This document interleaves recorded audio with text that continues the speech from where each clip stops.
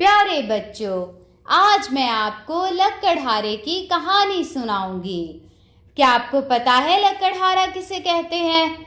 वो इंसान जो जंगल में दरख्तों से लकड़ियां काटे और फिर उसे बेचकर पैसे हासिल करे, उसे हम कहते हैं लकड़हारा। प्यारे बच्चों, एक गरीब लकड़हारा था जो जंगल से लकड़ियां काटकर बहुत मुश्किल से अपना गुजर बसर करता था। लेकिन वो बहुत अच्छा था, बहुत ईमानदार था और वो लालची भी नहीं था।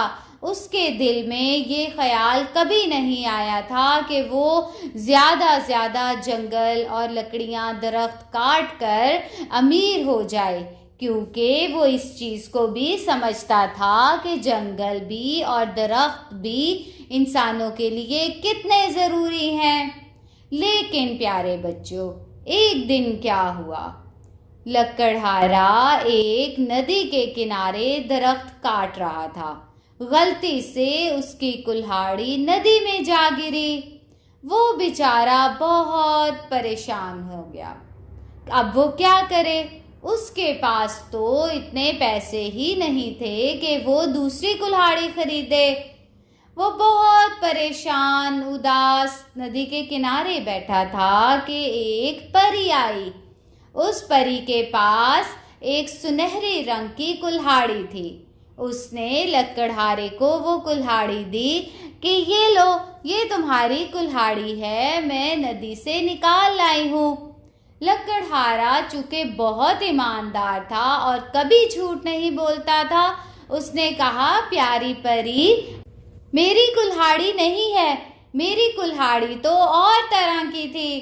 परी ने कहा, अच्छा ठीक है।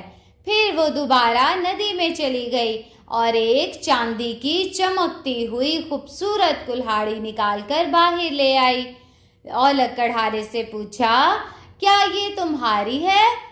लकड़हारे ने कहा, नहीं प्यारी परी, ये मेरी नहीं है, मेरी कुल्हाड़ी ऐसी नहीं दिखती थी। परी बोली, ठीक है, मैं दोबारा जाती हूँ। वो दोबारा नदी के अंदर चली गई और एक कुल्हाड़ी निकाल कर ले आई। वो कुल्हाड़ी लकड़ी की थी। जैसे ही लकड़हारे ने अपनी कुल्हाड़ी देखी, वो खुशी से उछल पड़ा, बहुत खुशी से बोला, ये कुल्हाड़ी मेरी है, ये कुल्हाड़ी मेरी है, बहुत बहुत शुक्रिया। परी उस लकड़हारे की ईमानदारी देखकर बहुत खुश हुई और उसने कहा कि मैं तुम्हारे लिए सोने की कुल्हाड़ी लाई, फिर चांदी की कुल्हाड़ी लाई, तुमने वो कुल्हाड़ियों को अपना क्यों नहीं कहा? लकड़हारे ने कहा, प्यारी परी, हमेशा सच बोलना चाहिए, कभी भी झूठ और लालच से कोई भी चीज़ हासिल नहीं करनी चाहिए, इसलिए मुझे तो बस अपनी लकड़ी की कुल्हाड़ी ही चाहिए थी। परी लकड़हारे का जवाब सुनकर बहुत खुश हुई और उसने उस गरीब आदमी को वो तीनों कुल्हाड़े दे दिए और खुद वहां से गायब हो गई। तो प्यारे बच्चों, इस छोटी सी कहानी में आपने क्या सीखा? कि हमें हमेशा सच बोलना चाहिए और कभी भी झूठ बोलकर कोई चीज़ हासिल नहीं करनी चाहिए। अगर हमें रास्ते पर या कहीं भी अपने किसी क्लास फेलो की, किसी दोस्त की कोई चीज़ अच्छी लगे तो झूठ बोलकर उसे कभी नहीं लेना चाहिए और हमेशा सच बोलना चाहिए। फिर मिलेंगे एक नई कहानी के साथ।